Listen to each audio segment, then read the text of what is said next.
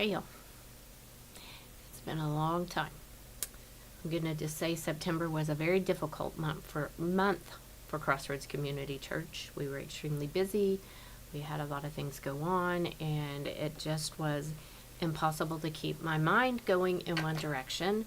And so the one thing that I let slide was the lives, and I'm sorry for that, but I hope to get back in the rhythm. I know I've said that before, but I hope to get back in the rhythm. And we're on the first day of October, and wow, how quickly has this year gone?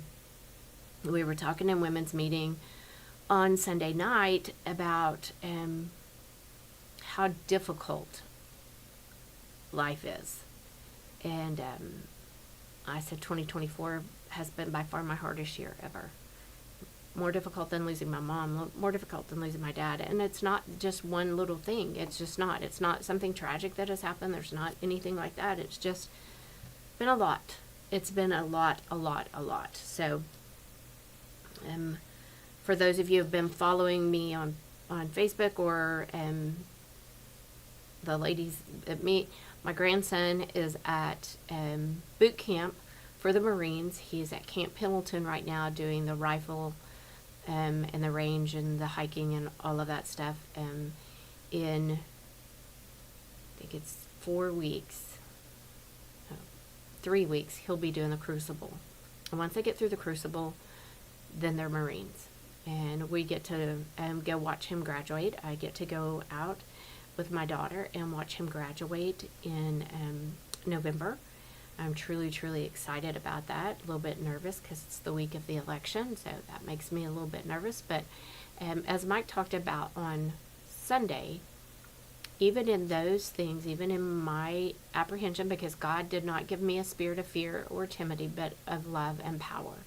So I'm going to walk in that power and not let that fear try to take a hold like it has in the past. I'm going to fly out there. I'm going to watch him.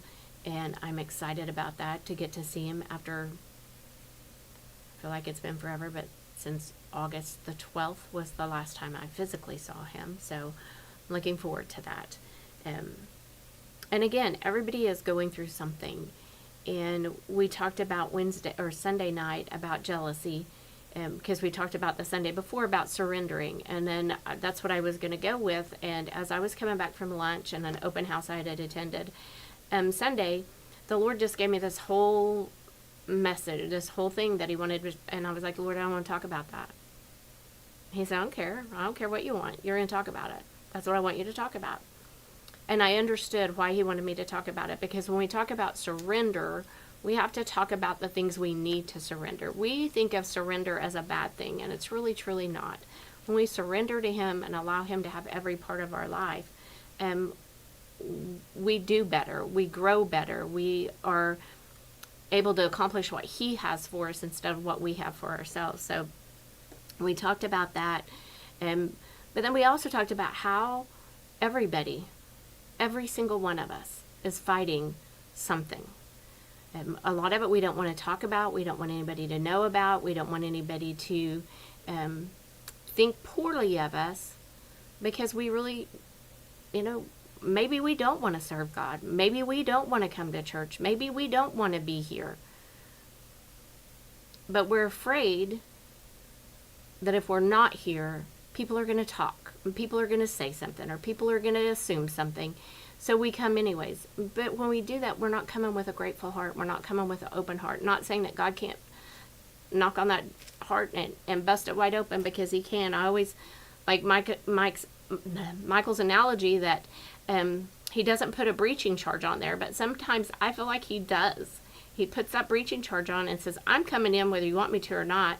But I know he doesn't do that. We have to be open to him coming in and helping us. And when Marcus was here, Marcus and I spent all day Friday together that he was here, and had some hard conversations. And I like how Marcus is very straightforward and very not sugarcoating anything. And he said, you have your door cracked open just a little bit. Why don't you just go ahead and bust it wide open and just let it all go? And I said, I don't know. That's a good question, Marcus. I'm trying. But when we talk about the things that we need to surrender, and some days it's a daily, well, it should be daily because our flesh likes to take over, but sometimes it's a moment by moment surrender. When you're sitting in traffic and you want to blow your horn, or you want to, wave at the person in a not very nice way, surrender that anger and let God have that and let him take over. When you want to be jealous, surrender that to God and let him have it. And we talked about how do you deal with the person that is jealous of you? How do you deal with that? How do you handle that? Because jealousy makes people do bad things. Like it or not, it does. It makes them talk bad about somebody. It makes them try to make that person look bad. It pushes you to do things that you normally wouldn't do. And so it's such a fine line. And then as I was praying today about what to do, and I need to get back in the rhythm, and I need, and I'm like, Lord, help me to speak what you would have me to speak. And he said, go back to what Michael preached on in Philippians 4:4. And I said, okay, because this is hard for me. It's very hard for me. I am one of those people, if I don't say it, my face does. And my girls are like that too. And I had to apologize to them for for passing that trait on. So if a lot of people can read me somewhat. A lot of people, I have a couple of people that can read me really, really well, that I cannot lie to, that I can't say, oh yeah, I'm doing great. They're like, yeah, okay, what's going on? So I'm asking the Lord to work on that in me, asking him to help me to be full of that joy that he has, because Philippians 4:4 says, always be full of joy in the Lord. I say it again, rejoice. There are many days we don't want to rejoice. I am really sore today. Sunday, as I was getting ready to come to church, I always walk Stella and let her out and let her run around for a little while. And I was walking. I have a cement pad, a basketball court, and I was walking. There's a little hill that goes down that. Sorry, there's a car door she heard. Sit down. Okay, the church, I'm going to end there because somebody's at the church door. I'll see you guys tomorrow. Bye.